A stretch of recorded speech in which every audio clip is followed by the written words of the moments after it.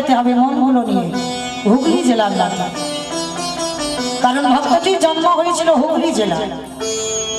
অনেকে জানেন হুগলি জেলায় যেমন বাবা তারকেশ্বর আছে, আবার হুগলি জেলাতে আমার কৃষ্ণের একজন পার্ষদ, মহাপ্রভুর একজন পার্ষদ, যার নাম হচ্ছে বাবা অভিরাম ঠাকুর।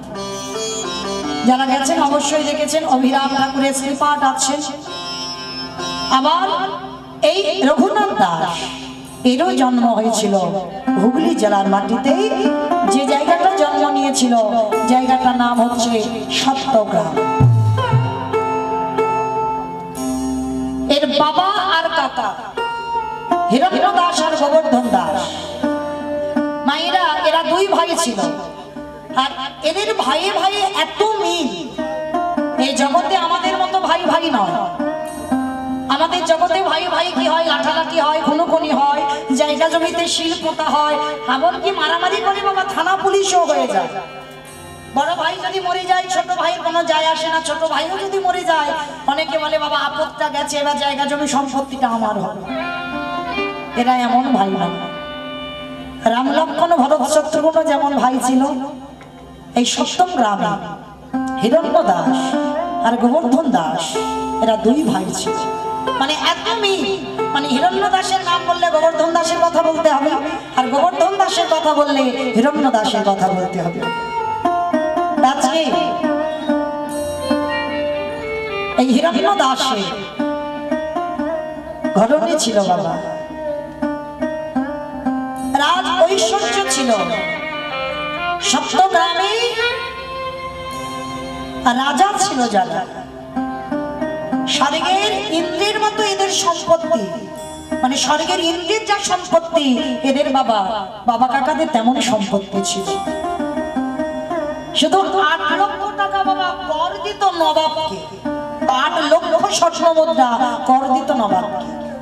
তখনকার দিনে জমিদার, অতুল সম্পত্তি ছিল, কিন্তু সব ছিল, কিন্তু মনে শান্তি ছিল না।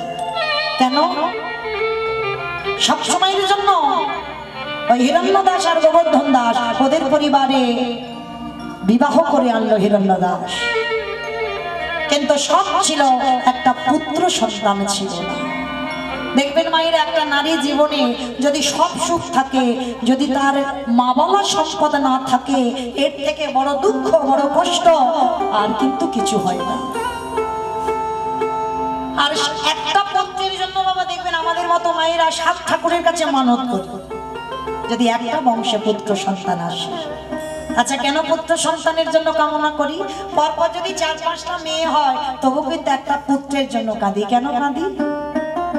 ছেলে বউয়ের কাছে ভাত খাবে বলে, 2-3 পরে তোমায় রেঁধে খাওয়াতে হবে, ও ভাত দেবে না। তাহলে কি ছেলে তোমার মুখে আগুন দেবে বলে? না। তাহলে কি ছেলে পিণ্ড দেবে ওর জন্য? না। তাহলে কি জন্য ছেলে? জানি সবাই, মানি কজন। এখানে অনেকে কিন্তু জানি পুত্র কেন, আমার অবর্তমানে আমার বংশে যেন, আমার মন্দিরে যেন একটা প্রদীপ জ্বলে, আমার অবর্তমানে আমার যদি রাধা মাধব থাকে তার চরণের সেবা পূজা যেন দিতে পারে, এর জন্য সন্তান। তাহলে এর জন্য যদি সন্তান হয় তাহলে ঠাকুরের কাছে গিয়ে কেন মানত করো যে আমার একটা চাকরিওয়ালা ছেলে দাও? তাহলে কেন মানত করো যে আমার ডিগ্রিওয়ালা ছেলে দাও? ওই কোনো মা তো বলে না ঠাকুর আমার কৃষ্ণওয়ালা ছেলে দাও। আমার ডিগ্রিওয়ালা ছেলের দরকার নাই, চাকরিওয়ালা ছেলের দরকার নাই, আমার ছেলেটা যেন মানুষ হয়, আমার ছেলেটা যেন সাধুগুরু বৈষ্ণব সঙ্গ করে, আমার ছেলেটা যেন একজন কৃষ্ণ ভক্ত হতে পারে। এ কথা আমরা কোনো মা বলি না। সবাই বলি চাকরি দাও, ছেলে পুলে যেন ভালো থাকে, 5 কিলো বাতাসার হরিলুট দেবো। এইগুলো আমাদের মতো মেয়েদের চাহিদা। মানে তুমি আমায় দাও, উল্টে আমি তোমায় লোভ দেখাচ্ছি তোমায় দেব। ভগবান কোনোদিন লোভের বশবর্তী হয় না। তুমি ওই 5 কিলো বাতাসা দেবে কি একটা ডালা দেবে, ওর জন্য ভগবান তোমার মনের আশা পূর্ণ করবে? ভগবান কোনোদিন ভক্তের মুখের কথা শোনে না, ভগবান শুনে ভক্তের অন্তরের কথা। একবার তুমি মনে মনে শুধু কাঁদা প্রাণী ডেকে দেখো, লোভ দেখাতে হবে না আমি তোমায় এই দেবো তাই দেবো, এই মানত করলাম, ওগুলো দরকার নেই। শুধু মনে মনে একবার কেঁদে তাকে ডেকে দেখো, ভালোবেসে দেখো, সে তো ভালোবাসার কালা। কাঙাল, সে খাবার কাঙাল নয়। একটু যদি ভালোবাসতে পারো সারা জীবন তোমার দরজায় বাঁধা হয়ে থাকবে। মা যশোদা গোপালকে দড়ি দিয়ে বেঁধেছিল, কখনো বাঁধতে পারতো না, তাহলে বেঁধেছিল কোন দড়িতে? প্রেম ভক্তি ভালোবাসার দড়িতে বেঁধেছিল। তাহলে আজকের এই হিরণ্যদাস আর গোবর্ধন দাস তাদের স্ত্রীকে নিয়ে গিয়েছিল বাবা একটা জায়গায়। কোথায় জানো? যাদের বংশে কোনো সন্তান না, আমি বলে যাচ্ছি, কোথাও যেতে হবে না, চলে যাবে মা রাধা কুণ্ডের তীরে। যারা বৃন্দাবন দর্শন করেছেন জানবেন রাধা কুণ্ডের তীরে। আর এই রাধা কুণ্ডের তীরে গিয়ে রাধা কুণ্ডে স্নান করে, কারণ রাধা কুণ্ড কুণ্ডে স্নান করলে সর্বতীর্থে স্নান হয়ে যায়। যদি তুমি আর কোনো তীর্থে নাও যাও দরকার নেই, কারণ রাধা কুণ্ডে স্নান কুণ্ডে বাবা সর্বতীর্থ এসে হাজির আছে, সব তীর্থে স্নান হয়ে যাবে। আর ওই তীর্থে স্নান করে রাধা কুণ্ডে স্নান করে আঁচলটা ভিখারির মতো পেতে আমার রাধা রানীর কাছে কাঁদবে, রাধে কৃপা করে আমার একটা কৃষ্ণবালা পাখি দিও। আমার জন্য নয়, আমার স্বামীর সেবার জন্য নয়, আমার বংশের আলোর জন্য নয়, তোমার কাজের জন্য, তোমার সেবা যাতে করতে পারে, তোমায় যাতে ভালোবাসতে পারে, তার জন্য আমার একটা কৃষ্ণবালা পাখি দিও। আমি বলে যাচ্ছি আমার বিশ্বাস, ডাকার মতো ডেকে যদি আমার রাধারানীর কাছে কেউ চায়, আমার রাধারানী এত করুণাময়ী, আমার রাধারানী এত কৃপাময়ী, সেই ভক্তের মনোবাসনা তৎক্ষণাৎ পূরণ করে দেয়।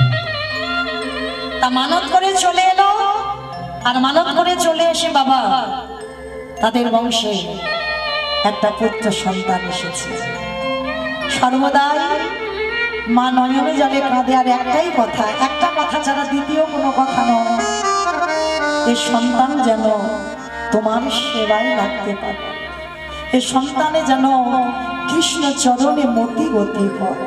এছাড়া মা আর কিছু বলে না।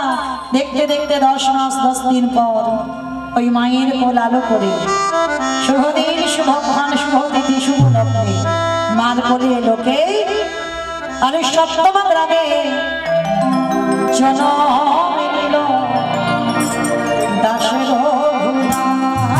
সপ্তম গ্রামে জনম নিল দাসের ভুনা।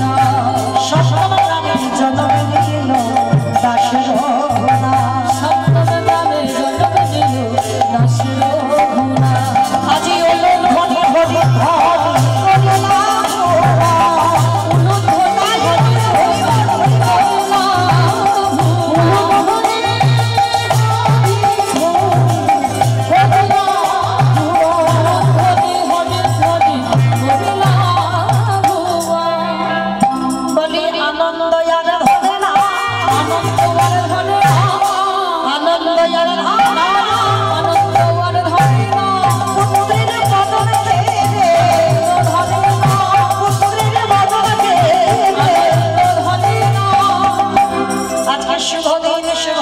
শুভ তিথি শুভ লগ্নে মার কোলালো করে একটা পুত্র সন্তান এলো।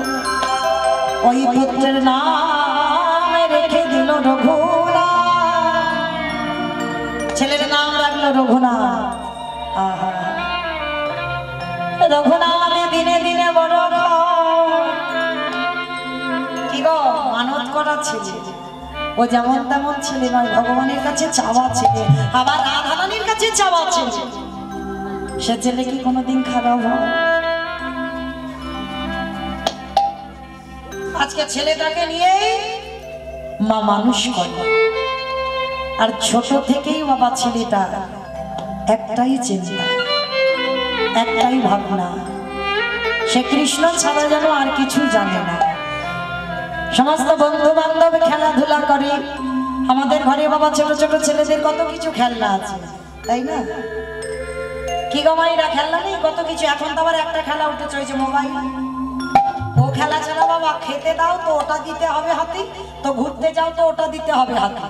আর ওই যে একটা খেলা উঠেছে না ফ্রি ফায়ার, ওটাই তো সর্বনাশ হয়ে গেল। কিন্তু রঘুনাথ ছোট্টবেলা থেকে বাবা এমন একটা ছেলে, তার অন্য কিছু খেলা ছিল না, একটাই খেলা ছিল। কি খেলা জানো? রাধা কৃষ্ণ সেবিব জীবনে আমি রাধা কৃষ্ণ জীবনে যে স্থানে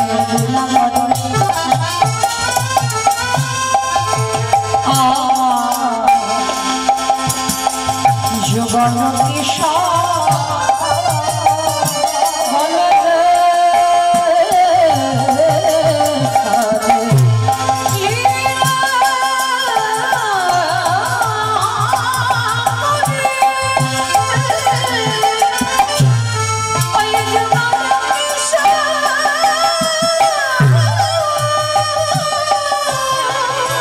সখীর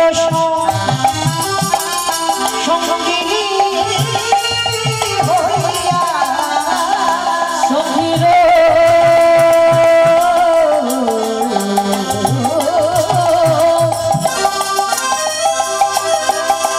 ওই সখীর সঙ্গী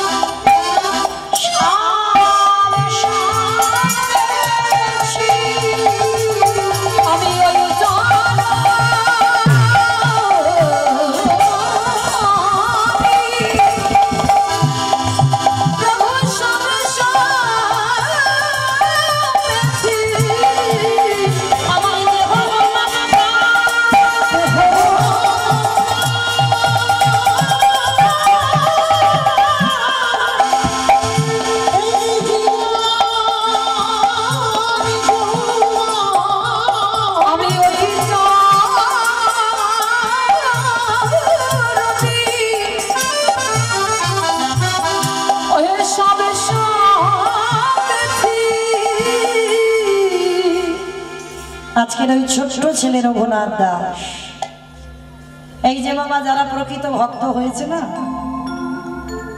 কোনদিন বাবা এই যে 4-5টা ঠাকুরকে ভালোবাসে না। ভালো যদি বাঁচতে হয় একজনকে ভালোবাসে। কৃষ্ণ ভালোবাসবে তো কৃষ্ণ ভালোবাসবে, তার সঙ্গে আবার ওই লক্ষ্মী কালী দুর্গা সরস্বতী এগুলো ভালোবাসা হবে না। তাহলে এগুলো ভালোবাসা নয়, ভালোবাসতে গেলে একজনকে ভালোবাসে। যার জন্য বাবা এই যে হনুমানজির মন্দির আছে, এই হনুমান কলিযুগে কে জানো?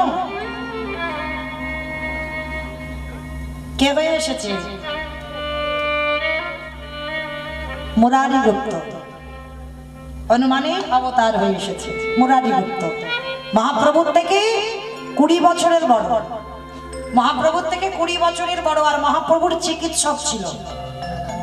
মানে হনুমান মুরারি করতে হয়েছে, মহাপ্রভুর চিকিৎসা করত, 20 বছরের বড়।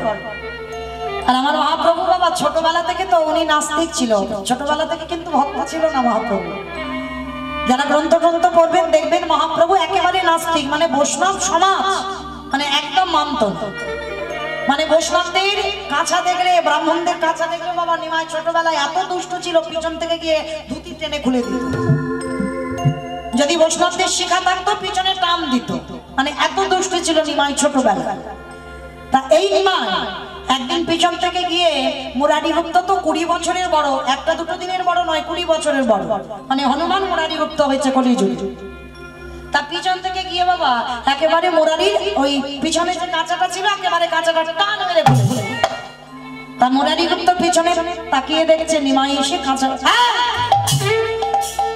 তোর বিবেক বুদ্ধি নেই? তুই জানিস আমি তোর চিকিৎসক, আমি তোর থেকে কত বড় বড়, আর তুই কিনা আমার পিছন থেকে কাঁচাটা টেনে খুলে দিলি। দেখাচ্ছি মজা তোকে, দাঁড়া। তুই গুরু জ্ঞান করিস না, সাধুগুরু বৈষ্ণব মানিস না, আর এইরকম করে করে নদীয়ায় বাড়াস। এই যে ছোট্ট নিমাই আধো আধো বদনে বলেছিল, এই যে আগে নিজের ব্যবহারটা ঠিক করো। বাইরে তোমার এক রূপ, আর ভিতরে তো তোমার আর একটা অন্য রূপ। তুমি মনে করেছো কি আমি তোমায় জানি না? বাইরে বাইরে তুমি অনেক ভজন সাধন করো, কিন্তু ভিতরে তোমার ঘরের ভিতরে তুমি কি ডাকো সেটা আমি ভালো করে জানি। যেই না কথাটা বলেছে মুরারি গুপ্ত চমকে উঠেছে। আমি ঘরের ভিতরে কি ভজন সাধন করি ওটা ওই নিমাই জানলো কি করে? মানে বাইরে তুমি ব্রহ্ম ব্রহ্ম বলে ঘুরে বেড়াও, আর ঘরের ভিতরে কি করো আমি কি জানি না? যেই না বলেছে সঙ্গে সঙ্গে মুরারি গুপ্ত আমার নিমাইয়ের হাতটা টিপে দেয়। সত্যি করে বল তুই কি জানিস? বলে আমি জানি গো, তুমি ঘরের ভিতরে দরজা বন্ধ করি তুমি রামচন্দ্রের সেবা করো। তুমি জানো না এটা কলিযুগ, আর কলিযুগে তুমি রাম ভজন করবে কেন? কলিযুগে কিসের জন্য তুমি রাম ভজন করবে? তা কথাটা নিমাই বলল, কিন্তু মুরারি গুপ্ত কানে শোনে। কথাটা বাচ্চা ছেলে বলে উড়িয়ে দিয়ে চলে গেল। কিন্তু নিমাই যেদিন বড় হলো, সাধুগুরু বৈষ্ণবকে যখন ভক্তি করত, শ্রদ্ধা করত, যেদিন নিমাই ভগবান বলে নদিয়ার মানুষ জানতে পেরেছিল, সবাই নিমাইকে প্রণাম করত। সে বড় যারা তারাও প্রণাম করত, যারা ছোট তাদের তারাও প্রণাম করত। একদিন আমার নিমাই মুরারি গুপ্তের কাছে গিয়ে প্রশ্ন করেছিল, মুরারি সবাই তোমায় প্রণাম করে, আমি জানি তুমি আমার চিকিৎসক, তুমি আমার থেকে 20 বছরের বড়, আমি জানি, কিন্তু কই তুমি তো কোনোদিন আমায় প্রণাম করো না। সে সৎসঙ্গে না হোক দূর থেকে তো প্রণাম করতে পারো, কই কোনোদিন তো প্রণাম করতে দেখি না, কেন করো না তুমি? হে দয়াময়, মুরারি গুপ্ত বলছে, আমার দেহ মন প্রাণে জীবনে যৌবন, আমার বলতে যা কিছু আছে আমি যে আমার রামচন্দ্রের চরণে অর্পণ করেছি।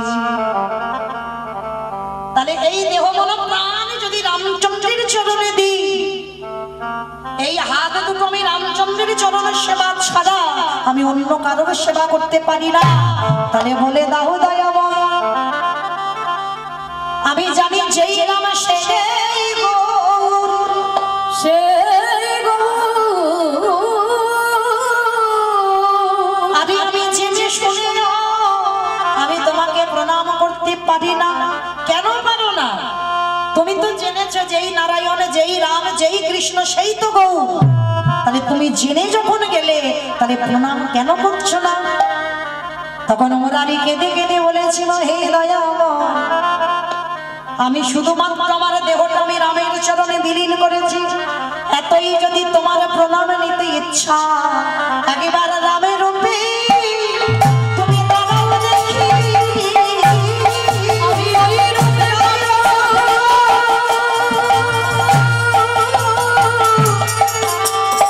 বড় ভালোবাসি।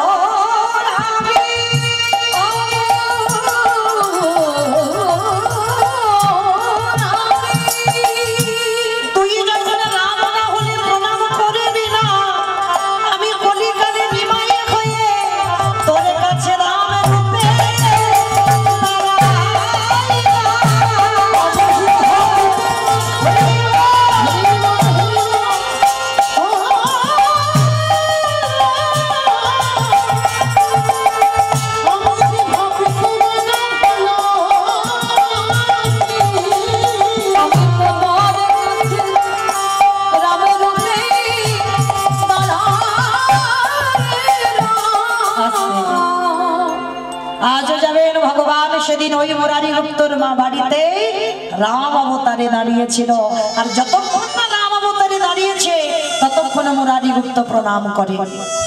কেন? সেই হনুমান হয়ে রামচন্দ্রকে কত ভালোবেসেছিল জানো তো? আজ পর্যন্ত জগতে কোনো ভক্ত দেখাতে পারেনি হৃদয় চিরে রাম সীতার যুগল মূর্তি, শুধুমাত্র আমার ভক্তপ্রবর বীর হনুমান দেখিয়েছে। এই জগতের কোনো ভক্ত পারেনি হনুমানের মতো হৃদয়ে দেখাতে রাম সীতা, শুধু আমার হনুমান দেখিয়েছিল। কবে জানো? একদিন আমার সীতা মাকে বলেছিল, ওমা মা, ওই যে মাথাতে লাল মতো মেয়েরা ওগুলো কি পরে গো? ওমা ওগুলো কি পরে গো? সিঁদুর। সীতা মা বলছে, হনুমান এগুলো কি সিঁদুর বলে? ও মামা সিঁদুর কেন পরে? ওমা ওর বেটা তো হনুমান, মানুষ নয়, কপিকুলে জন্ম, তা হনুমান মানুষদের মতো অত জ্ঞান চৈতন্য নাই। তা বলছে, ও মামা সিঁদুর কেন মেয়েরা পরে? ওমা কেন পরে? স্বামীর অমঙ্গলের জন্য। স্বামীর অমঙ্গলের জন্য? আমার মঙ্গল টঙ্গল আর হচ্ছে না তো। কেন জানো? একটু ছোট করে আবার সিঁদুর এখন নয় বাবা, বাজারে লিকুইড একটা কুমকুম পাওয়া যাচ্ছে, বলে সিঁদুর দিলে বাবা ঘেটে ঘুটে যায়, তো ওই জন্য একটা লিকুইড পাওয়া যায়, একটু ছোট করে দেবে, আবার শীতেরটা সাইড থেকে একটু ঢাকা দিয়ে দেবে। তবে আপনাদের মেদিনীপুরে নয়, আমার কলকাতার এলাকার দিকে যাবে, কে নারী পুরুষ পিছন থেকে চেনা বড় ভাব, মানে ছেলেরাও জিন্স পরবে আর মেয়েরাও জিন্স পরে ঘুরবে, কারণ এগুলো মা তার মাটির গন্ডগোল, হ্যাঁ তাই না? তাহলে বাবা এই যে বাঁকা করে শীতে কেটে ছোট্ট করে সিঁদুরটা দিচ্ছ, বোঝা যাচ্ছে না বাবা। যারা শিক্ষার জায়গায় দাঁড়িয়েছে দেখবেন, যারা কলেজে বা স্কুলে টিচারগিরি করে, একটা হাতে একটা চুড়ি রেখেছে আর একটা হাতে ঘড়ি, আবার বাবা কোনো টিচারের কিছু নেই হাতে, তারাই শিক্ষা দেয়। তাহলে যাদের নিজের শিক্ষাটা থাকে না, তারা জগৎকে শিক্ষা দেবে কি? তাদেরকে দেখে সমাজ শিক্ষা পাবে কি?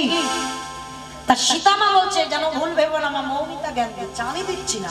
সীতামা বলছে, হনুমান প্রত্যেকটা নারী তার স্বামীর মঙ্গলের জন্য সিঁদুর পরে। মনে রেখো মা, এই যে শীতের সিঁদুর, হাতের শাখা, এই যে পলা, এই যে লোহা, এই কটা সম্পদ আমাদের জন্য নয়, শুধুমাত্র স্বামীর মঙ্গলের জন্য। যদি আমাদের জন্য হতো তাহলে বাবা বিয়ের আগে আমরা ব্যবহার করতে পারতাম, হবে না। তাহলে স্বামীর জন্য এই কটা সম্পদ একটু আগলে রাখতে হবে। এখন তো বাবা কেউ শাখা পড়বে তো লোহা পড়বে না, লোহা তো হামেশাই এখন আর খুঁজে পাবে নাই, আবার শুধু একটা করে পলা বা শুধু একটা করে শাখা, কারণ মডার্নের যুগ হয়েছে না। কিন্তু না, যতই করো না কেন, দুদিন পরে স্বামী যদি উল্টো রাস্তা হাঁটে, তখন যেন ঠাকুরের কাছে বসে বসে কেঁদো না, ঠাকুর স্বামীটা ভুল পথে গেল কেন? কেমন? তো মায়েরা আজকে সীতামা বলছে, দেখো হনুমান প্রত্যেকটা নারী জাতি তার স্বামীর মঙ্গলার্থে সিঁদুর পরে। ও মা তুমি কেন পড়ো? তুমি কেন পড়ো? তা হনুমানকে এসে বলছে, বাবা আমি পড়ি যাতে তোর প্রভু রামচন্দ্রের মঙ্গল হয়। ও তুমি আমার প্রভুর মঙ্গলের জন্য সিঁদুর পড়ো? হনুমান শুনে নিয়েছে, আর শুনে নিয়ে কি করেছে মা, ভোর ভোর সারা রাতে আর ঘুমায়নি, ভোর ভোর উঠেছে, গঙ্গা স্নান করেছে, স্নান করে বাবা দেখে না সীতামার ঘরে 3 কৌটো সিঁদুর পড়ে আছে, আর সেই 3 কৌটো সিঁদুর মাথা থেকে পা পর্যন্ত বেশ করে মেখেছে, সারা গায়ে একেবারে লাল হয়ে গেছে। দেখবেন হনুমানের একটা চেহারা একেবারে সিঁদুরে লাল, ওই সময় মেখেছিল, সর্বগায়ে সিঁদুর মেখে লাল হয়েছে, আর লাল হয়ে ঠাকুর ঘরে গিয়ে রাম রাম রাম রাম রাম রাম, তা ভগবানের কানে চলে গেছে, ভগবান ডাকছে, হনুমান হাই হনুমান।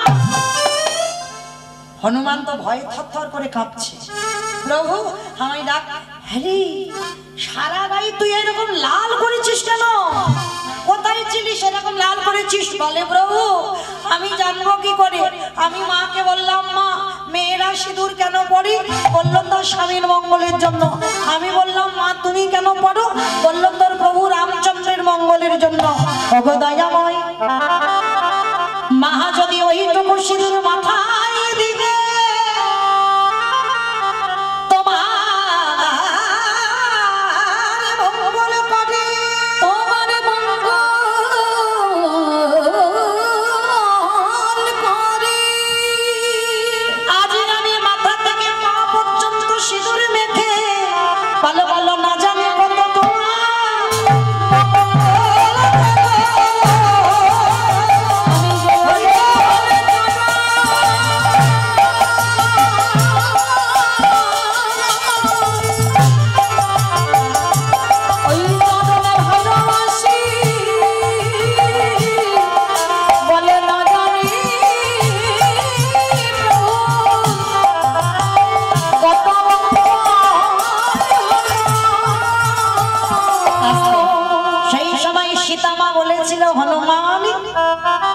তোমায় এত ভালোবাসি। মার গলায় ছিল একটা মুক্তোর মালা, মুক্তোর মালাটা করে হনুমানের গলায় পরিয়ে দিয়েছে। তোর মতো ভক্ত আমি কোনোদিন দেখি নাই, নে এই মুক্তোর মালাটা তোকে দিলাম। আর মুক্তোর মালাতে হনুমানের বড় বড় দাঁত, বড় বড় নখ, ওই দাঁত দিয়ে দিয়ে মুক্তগুলো ভাঙছে। কিছুক্ষণ ভাঙার পরে বড় বড় নখ দিয়ে মুক্তগুলো ভেঙে দিচ্ছে, আর ভাঙার পরে দাঁত দিয়ে ভাঙতে ভাঙতে মালাটা টান ফেলে দিয়েছে। আর যেই না মালাটা টান মেরে ছিঁড়ে দিয়েছে, সীতামা রেগে গিয়ে বলল, এই জন্য তোকে বলে তুই হনুমান। হনুমানের গলায় কোনোদিন মুক্তোর মালা সাজে? হনুমান কেঁদে বলেছিল, মা গো, এই জগতে সবাই আমায় হনুমান বলে বলো, হনুমান বলে বলো, কিন্তু তুমি আমার মা হয়ে হনুমান বলো না। মা গো, আমার প্রতিটা লোমকূপে লেখা আছে রাম সীতার নাম। তুমি যে মালাটা দিয়েছিলে ওই মালাতে তো ভালো করে ভেঙে ভেঙে দেখলাম রাম সীতা লেখা নাই। জানো মা, সেদিন নখ দিয়ে বক্ষটা বিদীর্ণ করে দেখালো, দেখো এই হৃদয়ে রাম সীতা বলে বসে আছে।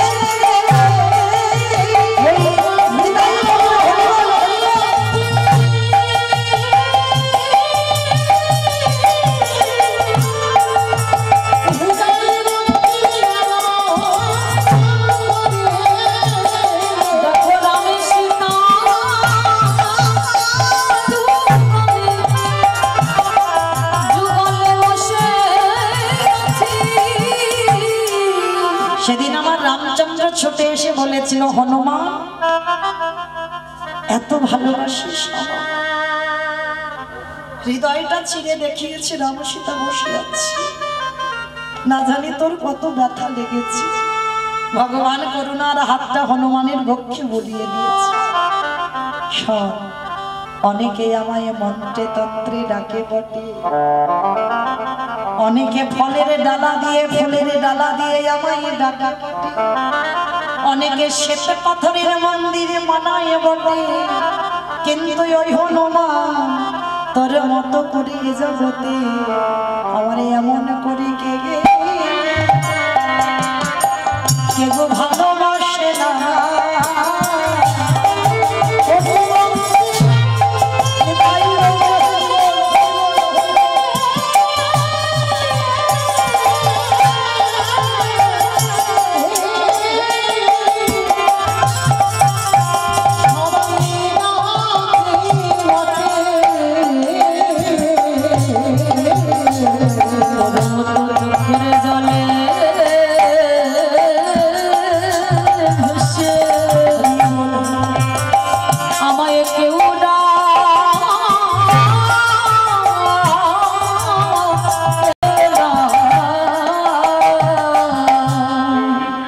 ভালো যদি বাঁচতে হয় একনিষ্ঠ ভাবে ভালোবাসো। হনুমান আমার এমন ভালোবাসা বেসেছিল আমার রামচন্দ্রকে। কলিযুগে মুরারি গুপ্ত হলো, কিন্তু কাউকে দেখেনি, কৃষ্ণ দেখছে না, গৌর দেখছে না, সেই রামচন্দ্রকেই দেখতে পাচ্ছে। যার জন্য মুরারি গুপ্তের বাড়িতে আমার নিমাই রাম রূপে দাঁড়াতে বাধ্য হয়েছিল। তাহলে মায়েরা, আজকের রঘুনাথ দাস দিনে দিনে বড় হয়, কৃষ্ণ ধ্যান কৃষ্ণ জ্ঞান সর্বদা কৃষ্ণ নামেই পাগল। আর দেখবেন বাবা, যারা কৃষ্ণ ভক্ত হয় তাদের দেখতে ঠিক একটু পাগল পাগল মতো হয়। বাহ্যিক জগতের পাগল নয়, তারা কৃষ্ণ নামে পাগল। তার রঘুনাথ একটু বড় হয়েছে, রঘুনাথের বাবা জ্যাঠা দুই ভাই মিলে রঘুনাথকে নিয়ে পাঠশালায় ভর্তি করতে গেছে। আর পাঠক ঠাকুর যিনি পড়াবেন, যার কাছে পাঠ অভ্যাস করবে, যার নাম হচ্ছে বলদেব আচার্য। আর এই বলদেব আচার্যের কাছে যেই না রঘুনাথকে নিয়ে গেছে, বলদেব আচার্য দেখা মাত্র ছোট। দেখবেন বাবা, জমিদারের ছেলে মানে বড় লোকের ছেলেরা খুব একটা ভালো হয়, তাদের পড়াতে গেলে বাবা বড় মুশকিল আছে। কারণ কোথা থেকে কি না জানি করবে, আর বাবারা জমিদার এসে না হয় আমার এই আশ্রম ভাঙচুর করে ফেলবে। কিছুতেই বলদেব আচার্য ওই রঘুনাথকে নিতে চাইছে না। বলে বাবা একটা কাজ করো, তোমার ওই রঘুনাথকে আমি পড়াতে পারবো না, তোমরা জমিদার, আর কোথা থেকে তোমাদের এই জমিদারের ছেলে কি হয়ে যাবে, এত অল্প বয়সে আমি ওকে দীক্ষা দিতে পারবো না, আর আমি ওকে পাঠ শেখাতে পারবো না। তখনকার দিনে সমাজ লেখাপড়ার বইয়ের পিছনে পিছনে মায়েরা প্রত্যেকের নিবেদন ছোট ছোট বাচ্চাদের একটু গীতা ভাগবত পাঠ শেখাবে, ছোটবেলা থেকে কিন্তু তৈরি করবেন, বড় হয়ে নয়, বড় হয়ে আর হবে না, ছোটবেলা থেকে তৈরি করতে হবে। লেখাপড়ার বই ওদের পড়া, কারণ শিক্ষা প্রয়োজন, কিন্তু তার পিছনে পিছনে প্রতিদিন ছেলেটাকে একটু করে গীতা পাঠ অভ্যাস করা। আর যদি তুমি অভ্যাস করাতে পারো, ওই অভ্যাস তোমার ছেলে কোনোদিন ভুলতে পারবে না। ভাই তোমার দেখবেন ছেলে পড়বে বুঝতে পারবে না, ছোট তো বুঝতে পারবে না, নাই পারবে। এই যেমন আমার একটা ছেলে আছে, এর একটাই মাত্র সন্তান, ছোটবেলা থেকে তুলসী গাছে জল দেওয়া অভ্যাস করিয়েছি, আর বলতে হয় না। এখন স্কুল ছুটি বলে এনেছি, এখন আর আনি না, আগে আনতাম। এখন তো বাবা ট্রেনে উঠেছে, এখন পড়াশোনার একটু চাপ, ওকে থাকতে হবে। তাহলে ছোটবেলা থেকে তুলসী গাছে জল দেওয়া অভ্যাস করিয়েছে, এখন আর ভোলে না। এখন আমি যদি ওর কাছে নাও থাকি, যদি আমি কোনোদিন ওর কাছ থেকে চলেও যাই, ও মায়ের দেওয়া কথা কোনোদিন ভুলতে পারবে না। প্রতিদিন স্নান করে গীতা পাঠ করা ভুলবে না। কেন? একদিন আমার ছেলে আমাকে প্রশ্ন করেছিল, মা কিছু বুঝতে পারি না, পড়ি বটে কিন্তু কিছু বুঝি না। আমি বলেছিলাম, খোকা তার যদি কৃপা হয়, একদিন না একদিন সে ঠিক জ্ঞান অর্জন করিয়ে দেবে। তোকে আমি পড়তে বলছি, পড়ে যাবি, জ্ঞান দেওয়ার মালিক তো তিনি। ঠিকই যদি পাঠ করতে পারিস, একদিন না একদিন তোর চৈতন্য হবেই হবে। ছোটবেলা থেকে তৈরি করতে হবে। আর এরকম ভাবে যদি তৈরি করো না, যদি কোনোদিন সে ভুল কাজও করে, পিছনের কথা বাবা একবার তাকে ভাবতে হবে। সে কোনোদিন অসৎ হতে পারে না, কোনোদিন অসৎ সঙ্গ করতে পারে না, যদি সে ভগবত জ্ঞানী হয়। তো আজকে ওই রঘুনাথ পাঠশালায় দিয়ে এলো রঘুনাথকে, 5 বছর বয়স, কিন্তু বলদেব আচার্য নিতে চাইছে না, জমিদারের ছেলে বলে, মানে আদরে মাদর হয় না বড় লোকের ছেলেরা, ওই ভয়ে নিতে চাইল না। কিন্তু ও তো জানে না ও রাধারানীর বর প্রাপ্ত ছেলে, ও যেমন তেমন ছেলে নয়। এই বাংলার মাটিতে ভক্তির বীজ বপন করবে, এই বাংলার মাটিতে হরিনামের বীজ বপন করবে। রঘুনাথকে রেখে গেল হিরণ্য দাস আর গোবর্ধন দাস, আর অন্যান্য পড়ুয়ারাও আছে, সবাই ভাগবত পাঠ শ্রবণ করে। বলদেব আচার্য ভাগবতে বসে, সবাই কত হাসি ঠাট্টা গল্প গুজব করে, কিন্তু রঘুনাথ সবার সামনে বসে চুপচাপ ভাগবত শ্রবণ করে। কোনো চঞ্চলতা নেই, সবসময় একটা স্থির, সবসময় একটা শান্ত স্বভাব। মনে রাখতে হবে বাবা, যারা ভগবতমুখী হয় তাদের স্বভাব শান্ত হতে হবে, তাদের চলাফেরা, তাদের হৃদয়ে যেমন চঞ্চলতা না থাকে, মানে এটা করবো না ওটা করবো না, এই যে মানে চঞ্চল, এটা থাকলে হবে না। আগে তাকে ধৈর্য রাখতে হবে, স্থির হতে হবে, তবেই বাবা তোমার ভগবত জ্ঞান অর্জন হবে। আজকে ছোটবেলা থেকে রঘুনাথ বড় শান্ত স্বভাব, গুরুদেবের সামনে বসে ভাগবত শোনে, সবাই চলে যায়, আর ভাগবত শেষে চুপচাপ বসে থাকে রঘুনাথ। একদিন বলদেব আচার্য রঘুনাথকে কোলে করে নিয়ে বলছে, রঘুনাথ হ্যাঁ রে, আমি যে ভাগবত পড়ি তুই কিছু বুঝতে পারিস? গুরুদেব, আমি ভাগবত কিছু না বুঝলেও আমার মনে একটা ইচ্ছে, আমি কি কোনোদিন কৃষ্ণ পাবো না? আমি কৃষ্ণ পেতে চাই, বলো না গুরুদেব, আমি কোথায় গেলে কৃষ্ণ পাবো? গুরু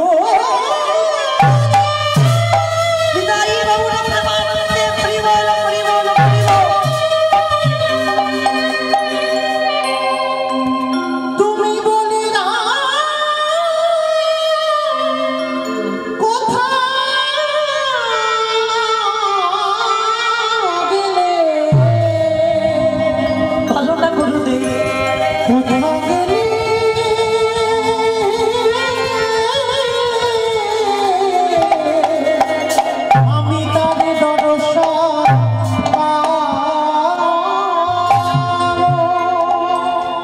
বলদেব আচার্য সব থেকে আমার রঘুনাথকে বেশি ভালোবাসত।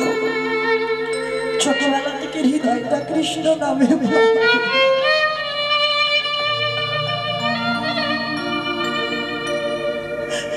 শুধু একটাই কথা, আমি কি তারে পাবো না? ভগবান পেতে গেলে বাবা আগে হৃদয়ে আকুলি বিকুলি রাখতে হবে, আকুলতা রাখতে হবে, আগে তাকে পাবো। মৃত্যুর আগের দিন পর্যন্ত যেন তার বদন দর্শন করে আমি যেতে পারি, এই আকুলতাটা রাখতে হবে, তবে কৃপা হবে। তা প্রতিনিয়ত বলদেব আচার্যের কাছে পাঠ শোনে, পাঠ করে। একদিন বাবা লক্ষ্য হীরাকে উদ্ধার করে হরিদাস ঠাকুর বলদেব আচার্যের ঘরে এসেছে। আর যেই না বলদেব ঘরে এসেছে, সমস্ত পড়ুয়ারা বাবা পঞ্চাঙ্গ প্রণাম করছে, মানে হাঁটু মাটিতে রেখে প্রণাম করছে। আর ওই রঘুনাথ হরিদাস ঠাকুরকে দর্শন করে একেবারে ষষ্ঠাঙ্গে দণ্ডবত করে। 5 বছরের রঘুনাথ কত চৈতন্য দেখে, হরিদাস ঠাকুরকে দর্শন করে ষষ্ঠাঙ্গে প্রণাম। আর যেই না ষষ্ঠাঙ্গে প্রণাম করেছে, রঘুনাথের বদন দর্শন করে হরিদাস ঠাকুর দর্শন করা মাত্র চোখে এই তো সেই ছেলে, এই তো পেয়েছি সেই বাংলার মাটিতে, এই যে সরবীজ বপন করবার মানুষ আমি পেয়েছি, এই তো এই ছেলে করবে এই হুগলি জেলার মাটিতে ভক্তির বীজ বপন, এই ছেলেই করবে। মাথায় হাত দিয়ে আশীর্বাদ করলো, কৃষ্ণ ভক্তি হল। হরিদাস ঠাকুর ওই স্নান করে রঘুনাথ পাঠে বসত, আর রঘুনাথের সামনে হরিদাস ঠাকুর রঘুনাথকে দর্শন করত।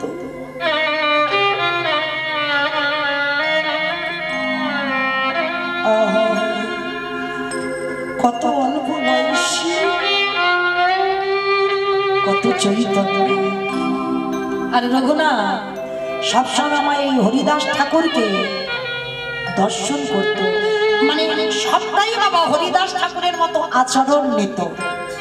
হরিদাস ঠাকুর পরনে পড়ত জীর্ণ মলিন একটা অন্তর্বাস, বহির্বাসটা খুব একটা ভালো নয়, এই অন্তর্বাস বহির্বাস পরিধান করে থাকত। আর শয়নে যেত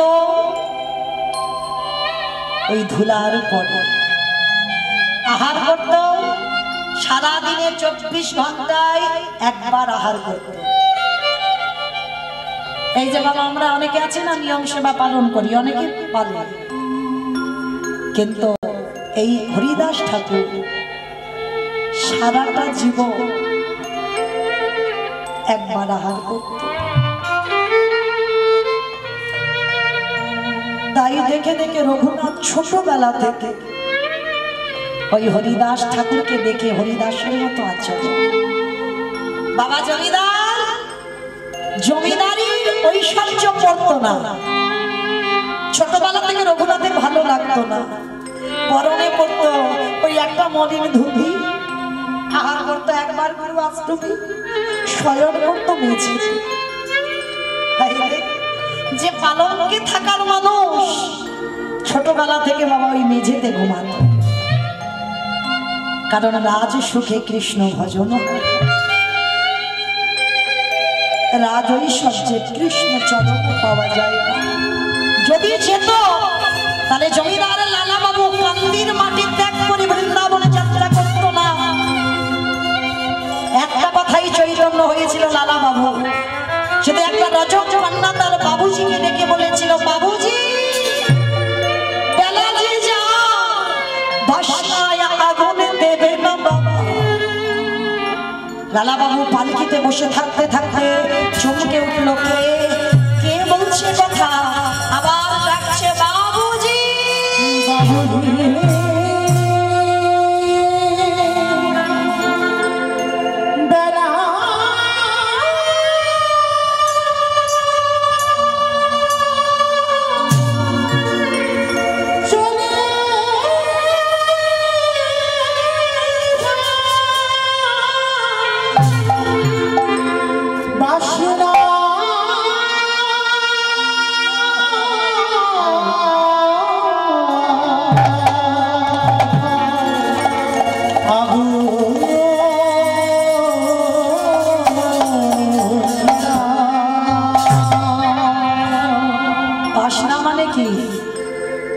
কলার বাসনা বলি না, এখন যেমন সাপ সাবান উঠেছে তখন নয়।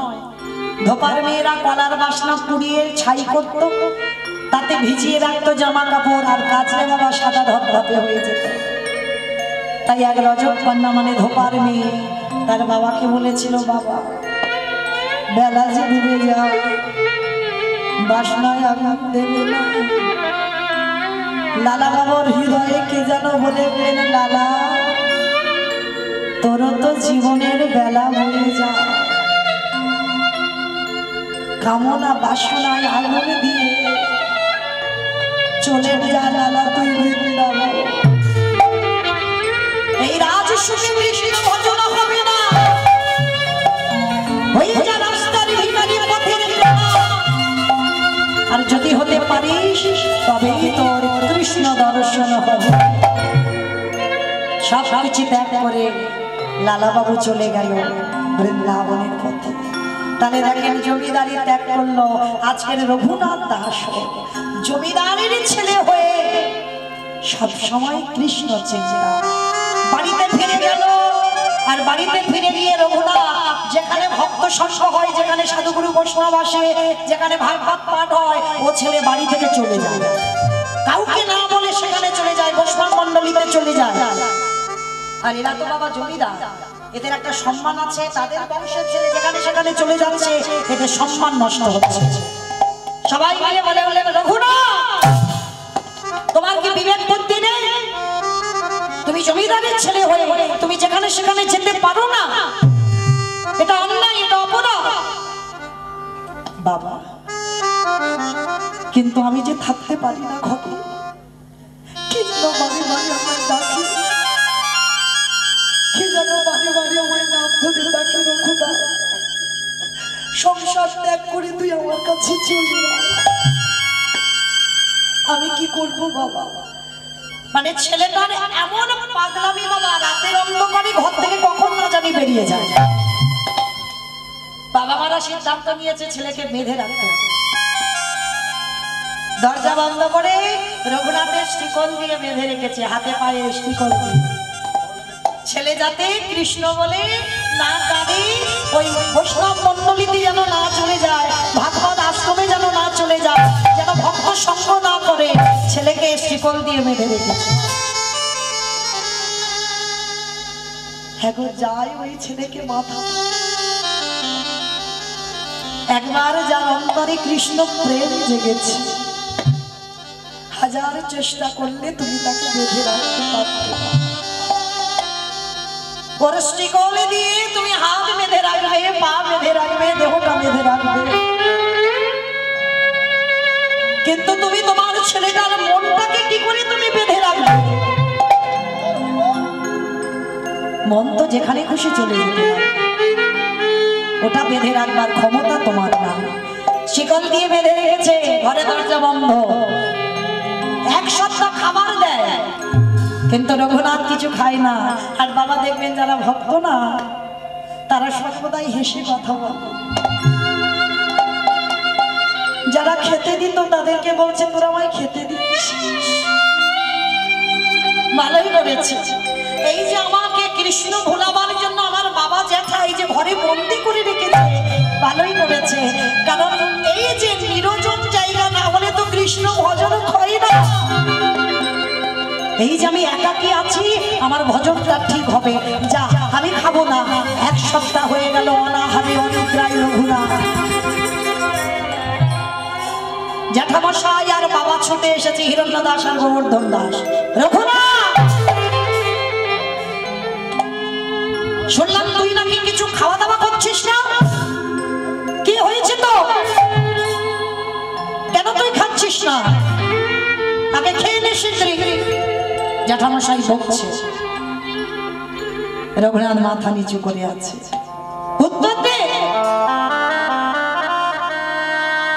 ছেলেকে বকার পরে ছেলে কিছু বলছে না, কাঁদছে।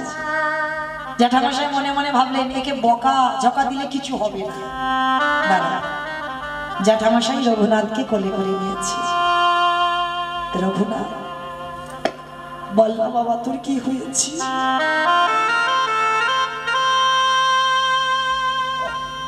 মনের কথা বাবা সবাইকে বলা যায় না। যদি তুমি মনের মানুষ কাউকে না পাও, তোমার অন্তরের কথা তুমি তাকেই বলতে পারবে যে তোমার একমাত্র মনের মানুষ হবে। রঘুনাথ কোনোদিন মনের কথা কাউকে তো বলেনি, আর কেউ জানতে চায়নি রঘুনাথের মনের কষ্টটা কি। জ্যাঠামশাই বলছে, রঘুনাথ ঠিক আছে, আর আমি তোকে বকবো না, আমি তোকে কিছুতে বাধা দেব না, একবার বল না বাবা, তুই আমার পাগল পাগল ভাব কেন, কি হয়েছে তোর? আচ্ছা ঠিক আছে, তুই কি চাস বল, আমি তো জেঠু, আমি কথা দিচ্ছি তুই যা চাইবি তাই দেব, বল তুই কি চাস? জেঠু তুমি কথা দিচ্ছ, আমি যা চাইবো তাই দেব? হ্যাঁ দেবো, বল বল, তুই একবার বল কি চাস? তুই সত্য করো, আমি যা চাইবো তাই দেব। তুই সত্য করলাম, বল কি চাস? জেঠু কৃষ্ণ এনে দেওয়া,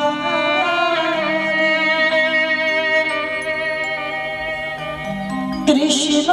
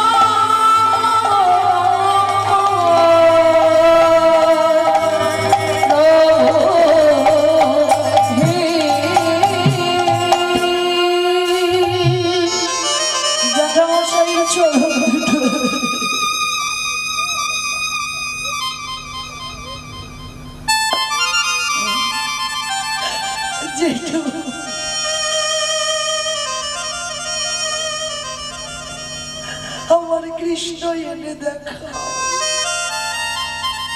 কাঁদিস না বাবা, কাঁদিস না।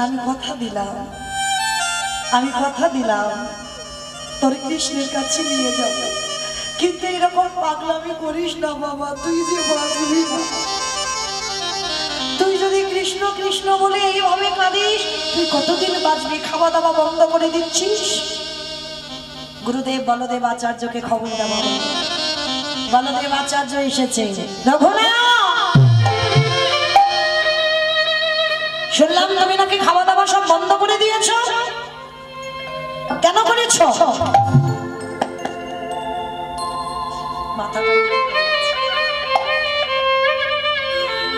শোনো, ছেলে মানুষই করো না।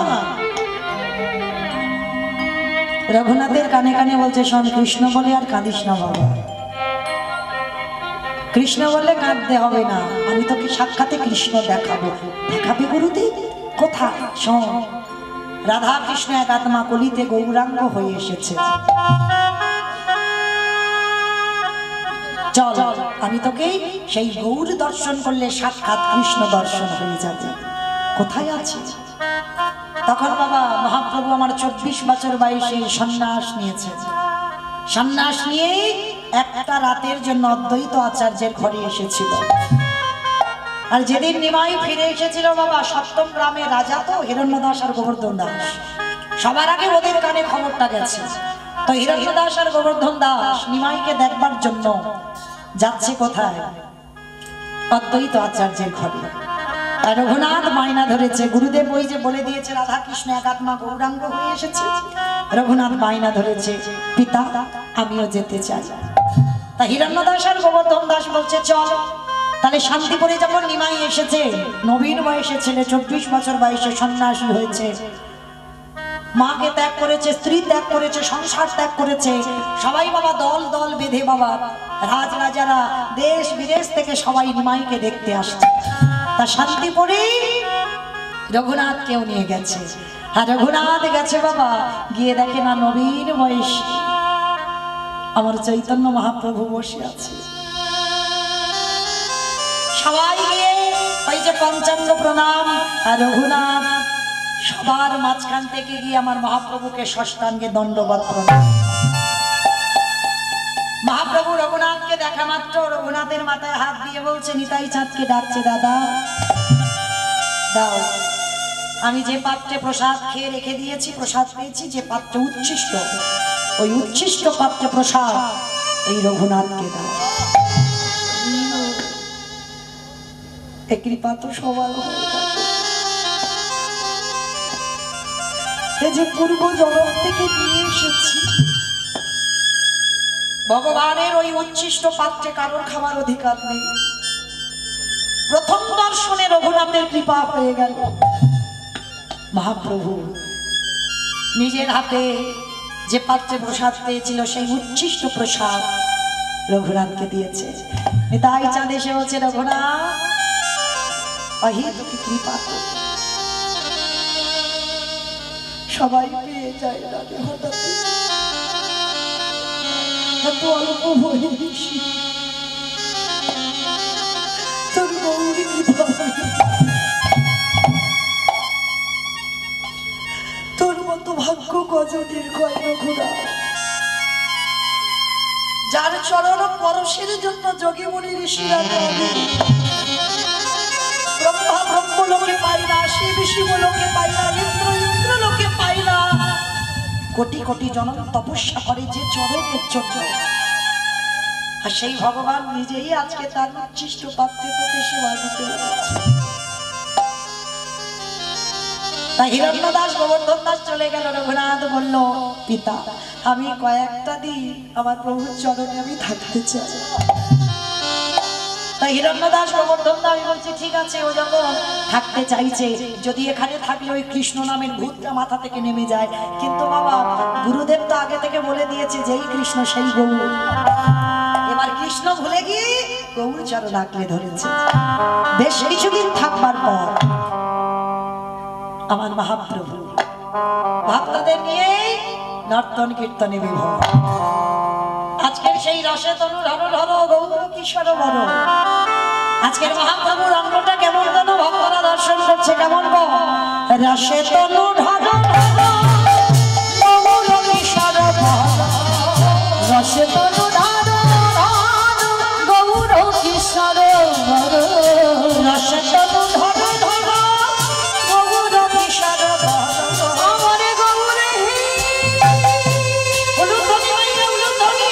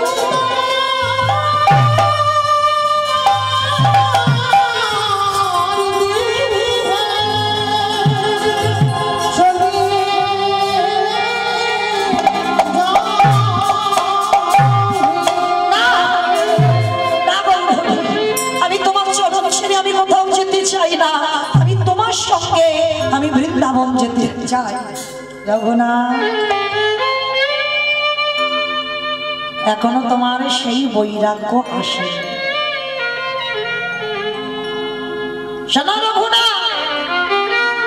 এখনো তোমার সেই বৈরাগ্য আসেনি যে আমি তোমাকে সঙ্গে করে নিতে পারি।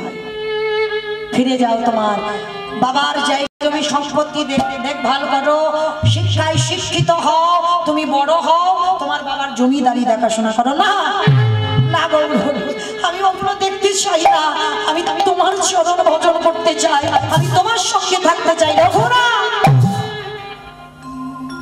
মরকট বৈরাগ্য ধারণ করবে না, লোক দেখানি বৈরাগ্য অঙ্গে ধারণ করো না, তাতে অপরাধ হয়ে যাবে তোমার। আমি তোমায় কথা দিলাম, যেদিন তোমার সঠিক বৈরাগ্য আসবে প্রয়োজন হবে না, আমি তোমাকে আমার চরণে আশ্রয় দেব। যাও এখন তুমি তোমার ফিরে যাও তোমার ঘরে। মায়েরা বৈরাগ্য মানে এই নয় যে সংসার ধর্ম সব ত্যাগ করে দিয়ে চলে যাও, ওটা বৈরাগ্য নয়। কারণ কলিযুগে তো ওটা নিষিদ্ধ, সন্ন্যাস নিষিদ্ধ। মহাপ্রভু বলছে আমি যা করছি তোমরা করো না, আমি যা বলছি সেটা করো। তাহলে কলিযুগে সন্ন্যাস নিষিদ্ধ, তাহলে কেন বলছে বৈরাগ্য হয়ে চলে যাবে রঘুনাথ? কোন বৈরাগ্য? সংসারে থেকেও বৈরাগ্য হওয়া যায়।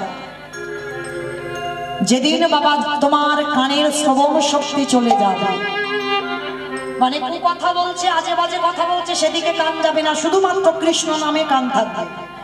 যেদিন কানের শ্রবণ শক্তি চলে যাবে, যেদিন চোখের দর্শন শক্তি চলে যাবে, যে ভালো মন্দ কি দেখছো ওইগুলো থাকবে না, যাই দেখো না কেন সেটা যেন তোমার কৃষ্ণ মাধুর্য রূপ।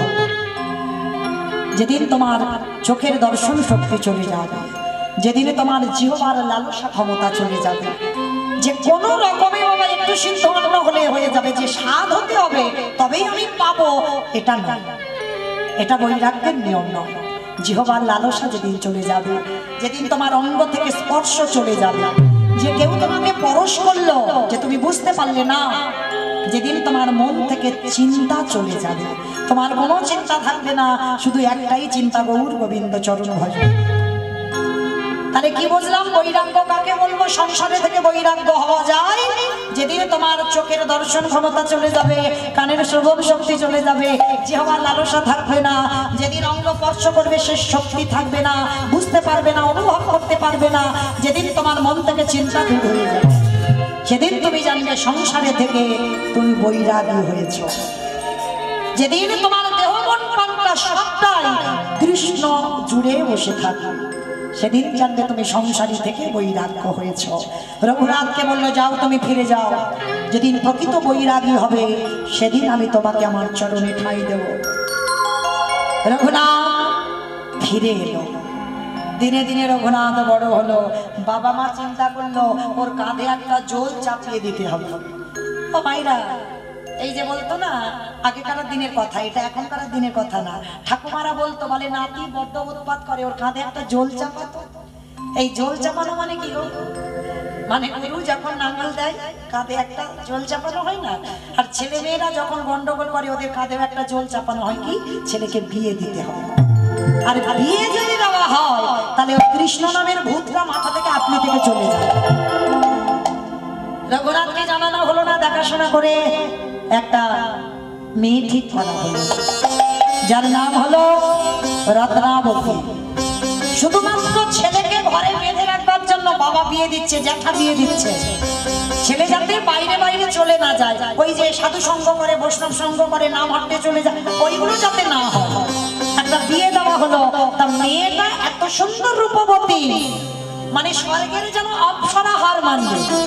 মানে রঘুনাথ যদি একবার তার দিকে তাকায় কৃষ্ণ ভুলে যাবে। কিন্তু বৈরাগ্যের নিয়ম একটা, যেন তোমার নারীর প্রতি লালসা জন্মে না যায়। তাছাড়া কি করেছে বাবা? রঘুনাথকে বিয়ে দিয়ে স্থির করা হলো, চারিদিকে রাজার ছেলের বিয়ে, মানে আলোকসজ্জায় সজ্জিত।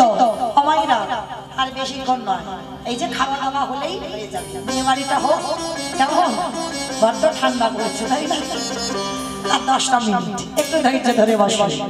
বলে লো বল, আমার বিয়ে বাড়িতে উলুধ্বনি না হলে হয়? দাও বলে লো বলে লো বলে এলো বলে পড়ে গেল সারা গো।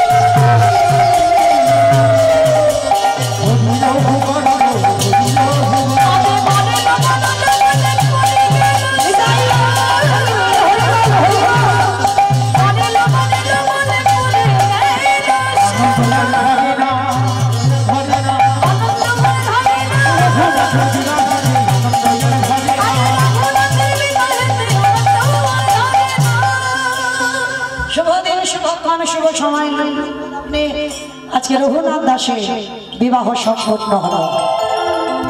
কিন্তু মায়েরা, আপনারা আমরা তো সবাই বউ, সবাই স্ত্রী, এখানে সবাই সহধর্মিণী নয়। এতগুলো আমরা মেয়ে আছি, আমরা বউ হতে পারবো, স্ত্রী হতে পারবো, কিন্তু সহধর্মিণী হওয়ার ক্ষমতা যোগ্যতা সবার নাই। তাহলে সহধর্মিণী কাকে বলে?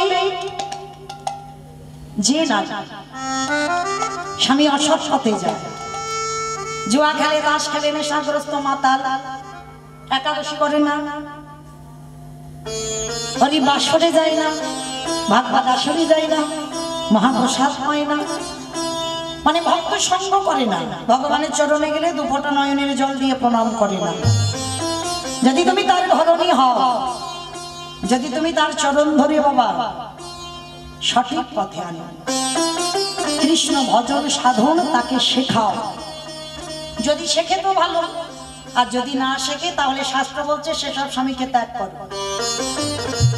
হাজার বলেও যদি কৃষ্ণ ভক্ত না হয়, তোমার কথা শুনছে না, কৃষ্ণ চরণে কৃষ্ণ ভজনের পথের পথিক হচ্ছে না, শাস্ত্র বিধান দিয়েছে বাবা, সে যদি তোমার বাবা মাও হয়, যদি তোমার কৃষ্ণ ভজনে কেউ বাধা দেয়, তাকে তোমার ত্যাগ করা বাঞ্ছনীয়। আজকে যে নারী পারবে বাবা, যার ক্ষমতা আছে, নারী তো শক্তি, ও সব পারবে, রাখলে রাখতে পারে, মারলে মারতে পারে, তাই না? যার জন্য বাবা অসুরদের অত্যাচারে দেবতারা স্বর্গ ছাড়ি, যেদিনে জগৎ জননী মা দশভুজা 10 হাতে বাবা সামলেছিল, তাই না? কোন পুরুষ নয়, নারী সামলেছিল। আর নারী হলো শক্তি, সংসার সুখের হয় পুরুষের গুণে। সংসার সুখের হয় পুরুষের গুণে, শুনেছ? রমণীর গুণে। তাহলে ঘরের নারী ঠিক হতে হবে, নারী শক্তি। তারা যদি বলে একাদশীতে আমার বাড়িতে অন্ন চড়বে না, সে যদি বলে কোথায় যাবে, যাও, খেতে দেবো না তো দেবো না, তা বাবা দেখবে ঘুরে ফিরে ঠিক তোমার কাছে চলে আসবে। একদিন রাত করে রইল, 2 দিন রইল, 3 দিন রইল, 1 সপ্তাহ রইল, ঘুরে ফিরে ঠিক আসতে হবে। হ্যাঁ, তাহলে নারী ঠিক হতে হবে। ছোট ছোট ছেলে পুলেদেরও বলতে হবে একাদশীতে অন্ন নিষিদ্ধ, তৈরি করতে হবে। তুমি পারো তোমার সংসারটাকে কৃষ্ণ ভক্তের সংসার করতে, এখানে আমার পুরুষেরা পারবে না, মায়েরা পারবে। আজকে সহধর্মিনী তাকে বলবো স্বামীকে, যদি কোনো নারী কৃষ্ণ ভজনে ঠেলে দিতে পারে, তাতে যদি তোমাকে নরকে নামতে হয় নামো, কিন্তু যদি তুমি পারো তোমার স্বামীকে কৃষ্ণ ভজনে ঠেলে দিতে, তাহলেই তুমি হবে সহধর্মিনী। আজকে রঘুনাথের স্ত্রী বউ নয়, স্ত্রী নয়, ছিল সহধর্মিনী। রূপবতী নারী হলে কি হবে গো, তার চরিত্রটা একটু লক্ষ্য করো। বিয়ে হলো, পরের দিন গেল কাল রাত্রি, নাম হলো রত্নাবতী, যেন রত্নের মতো তার রূপ। পরের দিন 3 দিনের মাথায় হলো ফুলসজ্জার রাত। রঘুনাথ বাসর ঘরে, রাজার ছেলে তো, রাজ ঐশ্বর্য পরিধান করেছিল। বাবা মা কাকাকে দেখাবে বলে, জ্যাঠামশাইকে দেখাবে বলে, ঘরে না প্রবেশ করতে করতে সে প্রসাদ দূর দূর করে ফেলে দিয়েছে। পরে আছে জীর্ণ একটা মলিন ধুতি, একাধারে চুপটি করে বসে আছে। রত্নাবতী দর্শন করা মাত্র তো ছটকি,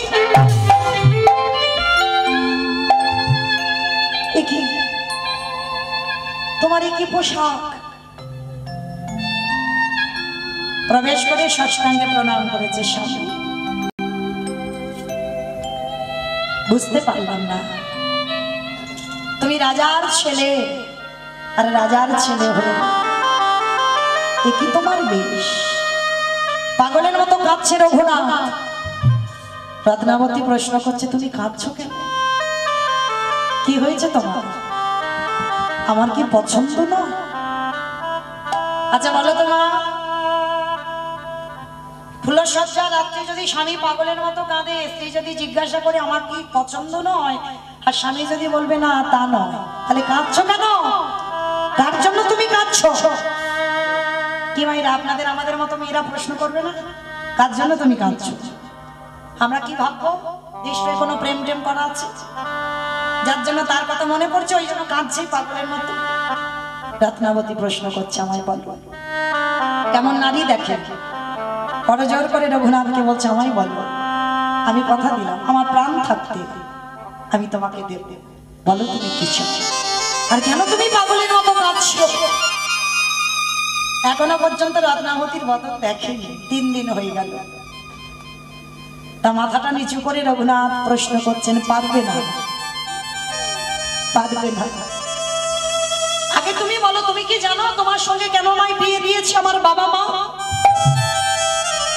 রত্নাবতী বলছে, আমি জানি তো, তোমাকে ঘরে বেঁধে রাখবার জন্য।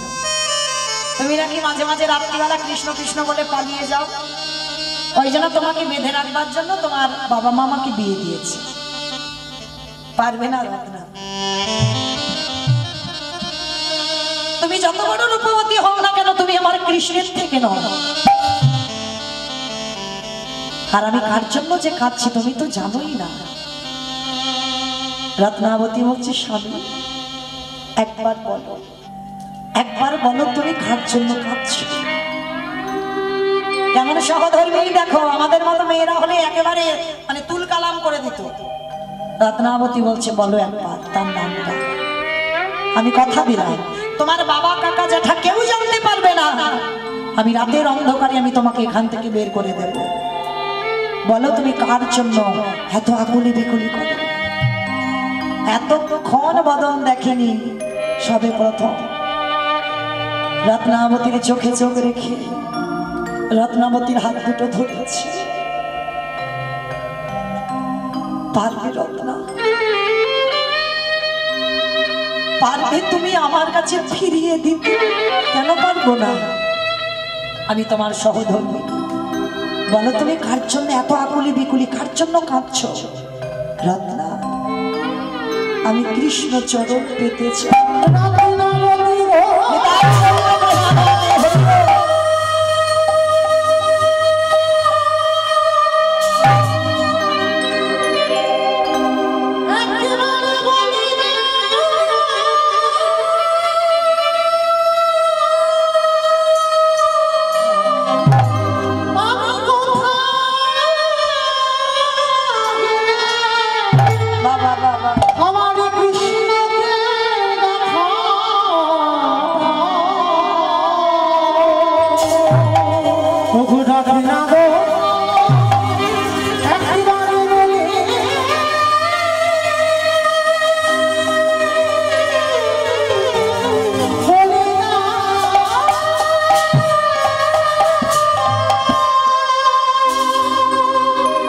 বলো না, পারবে তুমি আমার কৃষ্ণের চরণে পাইয়ে দিতে? পারবো, পারবো। তুমি ভেবো না সারা জীবন আমাকে কষ্ট পেতে হয়, পাবো। কিন্তু এই রাতের অন্ধকারে চিরজনমের মতো আমি তোমায় বিদায় দেব। তোমার বাবা জ্যাঠা জানতে পারবে না। যাও, এখান থেকে তুমি চলে যাবে। রত্না, ভেবে বলছো তো? কোনদিন কিন্তু আমার সঙ্গে আর তোমার দেখা হবে না, আমি জানি। সঙ্গে নাই বা হলো, রঘুনাথ ধরেছি। রত্না, চলে যাচ্ছি। তুমি কি নিয়ে থাকবে বলে কেন স্বামী? তোমার এই আজকের রাত্রিবেলার এই স্মৃতিটুকু নিয়ে আমি আমার সারা জীবনটা কাটিয়ে দেব।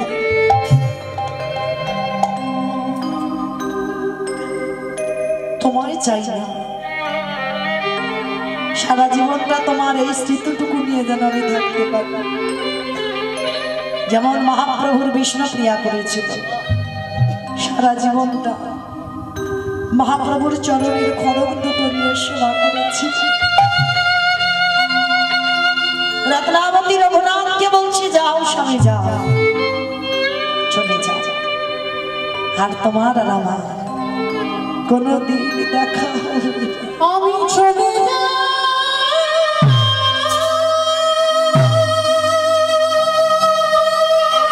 যদি কোনদিন কৃষ্ণ শরীর দেখা হয়, আমার কথাটা একটু জানিয়ে দিও।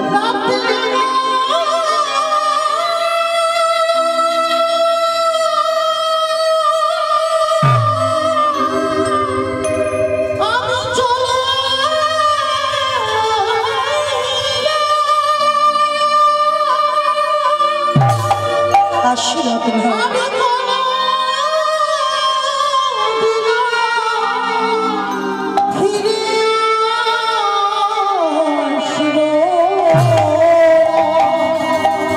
আমি চলে যাই।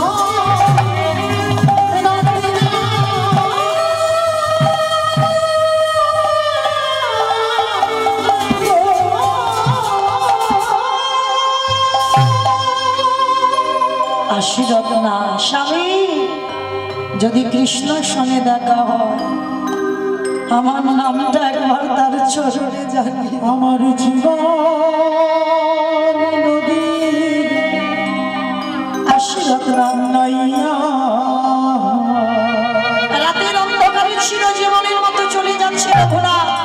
এই ভবের খেলা সাঙ্গ হলে গো, একবার দিবার করিয়া আমার জীবন নদীয়া।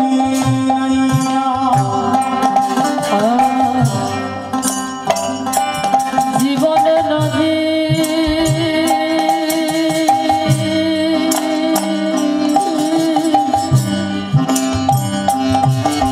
নাইয়া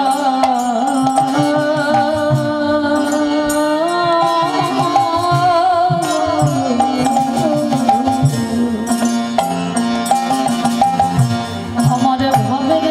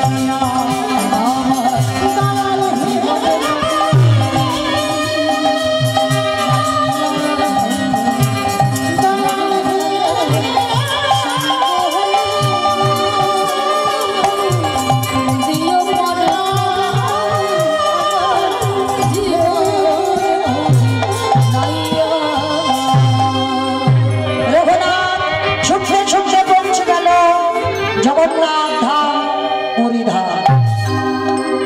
আর মহাপ্রভু আমার অন্তিম সময়টা জগন্নাথ ধাম পুরী ধামেই কাটিয়েছে। রঘুনাথ পৌঁছে গেল জগন্নাথ ধাম পুরী ধাম, শ্রীক্ষেত্র লীলাচল। আর লীলাচলে যখন থাকে বাবা, এদিকে রঘুনাথ চলে গেল, বাবা মা জ্যাঠার কি আর জানতে বাকি থাকে? রত্নাবতীর কাছ থেকে সমস্ত খবর পেয়ে গেল। সবাই ভাবলো ও ছেলে আর ঘরে ফিরবার নয়। সেন শিবানন্দকে পাঠানো হলো। সেন শিবানন্দ গিয়ে রঘুনাথকে দর্শন করা মাত্র সেন শিবানন্দ খবর এনেছিল ও ছেলে আর ঘরে ফিরবে না। যাই বলো না কেন, ও ছেলে আর ঘরে আসবে না। যার জন্য বাবা হিরণ্য দাস আর গোবর্ধন দাস সপ্তম গ্রাম থেকে বাবা চাল ডাল সবজি স্বর্ণ যা যা দরকার রঘুনাথকে পাঠাতো পুরী ধাম। জমিদারের ছেলে আর রঘুনাথ পুরী ধামে ওই সব চাল ডাল সবজি দিয়ে প্রসাদী তৈরি করে বৈষ্ণব সেবা দিত, ভক্ত সেবা দিত। কিন্তু এতে আমার মহাপ্রভুর পছন্দ নয়। সবাই আসে রঘুনাথের এই প্রসাদ পেতে, কিন্তু রঘুনাথ মনে মনে ভাবছে কই আমার প্রভু তো কোনোদিন আসে না। একদিন স্বরূপ দামোদরকে খবর দিয়েছিল রঘুনাথ দাস। স্বরূপ দামোদরকে বলেছিলেন একবার গিয়ে জিজ্ঞাসা করবেন যে আমার প্রভু কেন আসে না, প্রভু কি খুশি নয়? আমি যে বৈষ্ণব সেবা দিই, ভক্ত সেবা দিই, প্রভু কি খুশি নয়? তা স্বরূপ দামোদর গিয়ে প্রশ্ন করেছিল আমার নিমাই পণ্ডিতকে। তা নিমাই প্রশ্নের উত্তর দিয়েছিল, স্বরূপ রঘুনাথকে গিয়ে খবরটা দিয়ে দিও, ওটা আমার পছন্দ নয়। কারণ ওর বাবা জ্যাঠার আছে, সেটা যেন ওর না আসে। ওর বাবা জ্যাঠার ওই অতুল সম্পত্তি আছে বলে দান করে, বস্ত্রদান, অন্নদান, স্বর্ণ মুদ্রা অনেক কিছু দান করে, তাতে ওর বাবা জ্যাঠার বড় অহংকার। আর সেই অহংকারে বশীভূত হচ্ছে আজকে রঘুনাথ দাস। বাবা জ্যাঠার ধন সম্পত্তি দিয়ে এই যে অন্ন ব্যঞ্জন তৈরি করে ভক্ত সেবা দিচ্ছে, ওরও হৃদয়ে দুদিন পরে বাজবে আমি বৈষ্ণব সেবা দিই। এটা আমি পছন্দ করি না। স্বরূপ এসে খবর দিল, রঘুনাথ আমার প্রভু বলল যে তুমি যেই ভক্ত সেবা দাও তোমার বাবার জমিদারি থেকে কিছু অর্থ এসে সেগুলো প্রভু পছন্দ করে না। যেই না কানে রঘুনাথ শুনেছে বাবা সপ্তম গ্রামে খবর পাঠালো আজকের এর পর থেকে যেন আমার বাড়ি থেকে কিছু বস্তু যেন আমার এখানে না আসে। রঘুনাথের খবর মতো কেউ আর সপ্তম গ্রাম থেকে কিছু পাঠায় না। রঘুনাথের দিন চলে কি করে?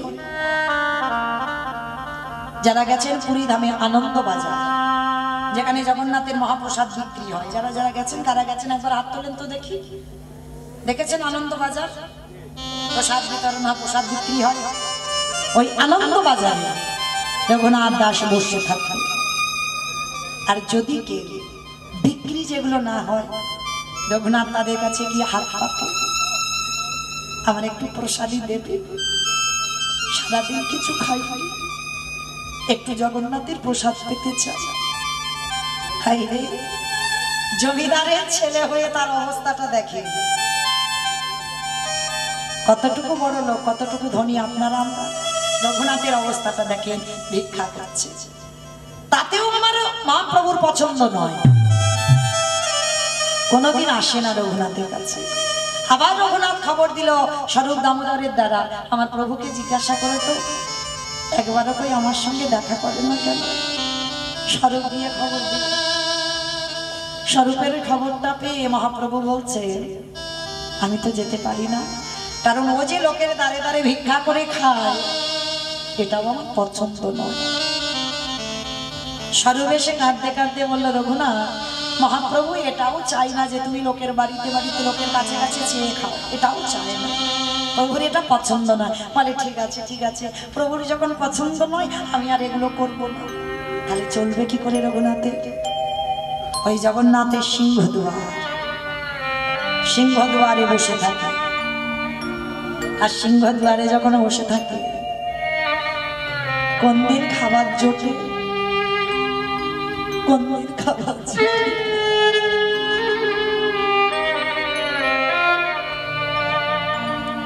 একদিন উপোস করলে কত কষ্ট, সন্ধ্যা থেকে রাত্রি পর্যন্ত খাবে না, কত কষ্ট। সারাদিন রঘুনাথ শুধু ওই দণ্ডবত না, যেমন নামাচার্য হরিদাস 3 লক্ষ নাম জপ করত, আর রঘুনাথ সারাদিনে বাবা শুধু দণ্ডবত প্রণাম করত। যাকে দেখতে পায় সাধুগুরু বৈষ্ণব দেখতে। তা আজকে রঘুনাথ কি প্রসাদ পাচ্ছে জানো? সারাদিন কিছু পাইনি। সন্ধ্যাবেলায় জগন্নাথ মন্দিরে যারা যাবেন দেখবেন নালা আছে, নর্দমা, ওই নালা দিয়ে কিছু অন্ন ভেসে যাচ্ছে, পচা গলা অন্ন, দুর্গন্ধ টোকে গেছে। রঘুনাথ হাতে করে আঁচলা করে তুলে নিয়েছে। সারাদিন কিছু খাইনি তো, রাত হয়েছে, বড্ড কষ্ট হচ্ছে।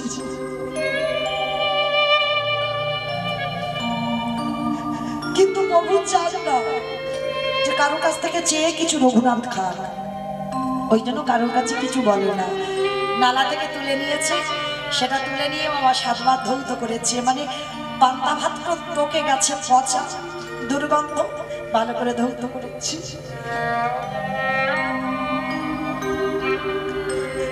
জমিদারের ছেলে হয়ে তাতে একটু লবণ মাখিয়েছি, লবণটা মাখিয়ে 1 গ্লাস বদলে দিতে যাব। মহাপ্রভু পিছন থেকে সে রঘুনাথের হাতটা ধরে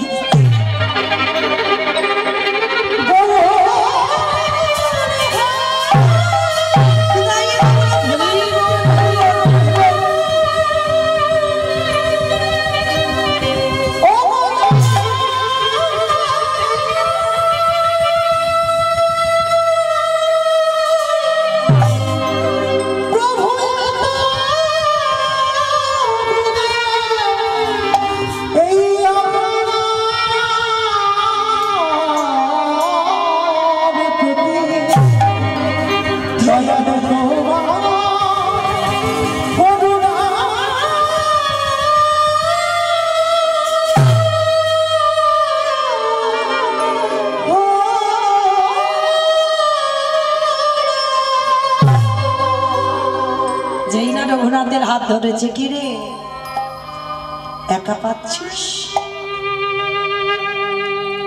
আমায় একটু দে। ওই কথা বললো না, এ পচা গলা পান্তা ভাত, এ উচ্ছিষ্ট, এ পচা দুর্বকা। প্রসাদ কোনোদিন পচা গলা হয়?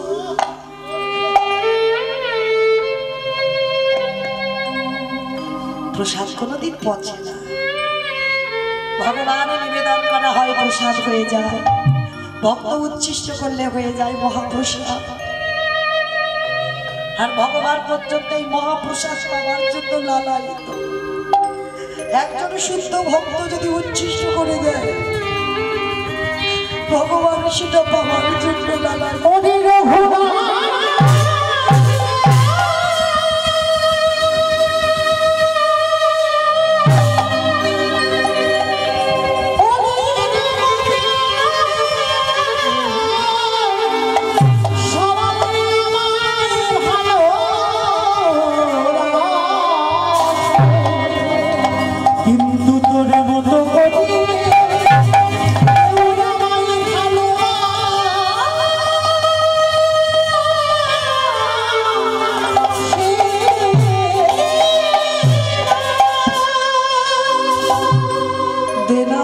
প্রসাদ না প্রভু, এই প্রসাদ তুমি পেতেছিও না। ভগবান তাড়াতাড়ি করে রঘুনাথ বদনে দিয়েছে, ওই উচ্ছিষ্ট হাতে লেগে আছে। মহাপ্রভু সেটা তাড়াতাড়ি করে ওই রঘুনাথের হাত থেকে কেড়ে নিয়ে ভগবান সেবা করেছে। ভগবান প্রসাদ পেয়ে বলছে, বড় তৃপ্তি পেলাম রঘুনাথ, আজ আমি বুঝলাম সত্যি তোর বৈরাগ্য হয়েছি।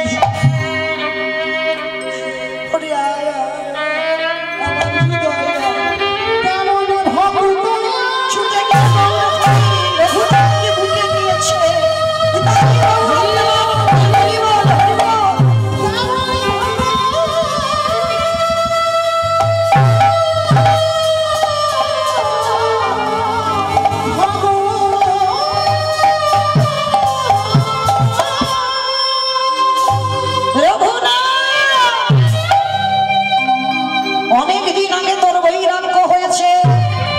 শুধু দেখতে চাইলাম তুই আমায় কতটা ভালোবাসিস, যার জন্য আজকে তোর এই কষ্টটা পেতে হলো। আয় আয় আয় আয় আমার বুকে আয়।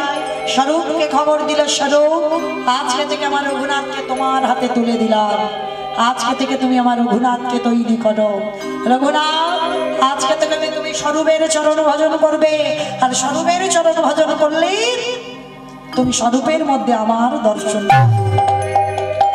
আজকের মহাপ্রভু আমার রঘুনাথকে মুখে নিয়ে রঘুনাথের মাথায় হাত দিয়ে বললেন, রঘুনাথ আজ আমি জগৎকে শিক্ষা দিলাম, তোর মতো বৈরাগ্য, তোর মতো জমিদার ছেলে হয়ে তোর মতো বৈরাগ্য ধারণ আজ পর্যন্ত কেউ করতে পারবে না।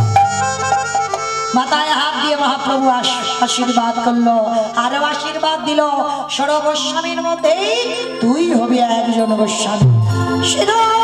সনাতন ভট্ট রঘুনাথ, শ্রীজীব গোপাল ভট্ট দাস রঘুনাথ,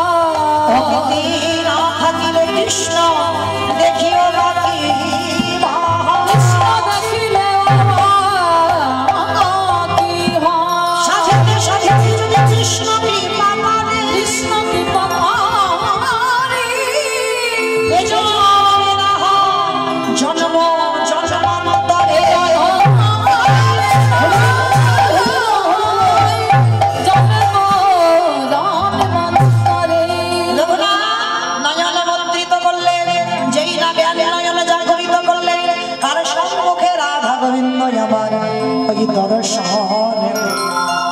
আজকে যে কৃষ্ণের জন্য কেঁদেছিল রঘুনাথ, মহাপ্রভু বললেন দাঁড়াও আমি তোমাকে সেই রূপ দর্শন করাবো। আজ রঘুনাথের বৈরাগ্য হয়ে গেল, আর বৈরাগ্য ধারণ করে নয়ন মুদ্রিত করে কুলকুণ্ডলী জাগরিত করে জ্ঞান চোখটা খুললে দেখতে পেল শ্যামের বামে, শ্যামের বামে, শ্যামের বামে দাদা গেল নবীন কিশোরী গো।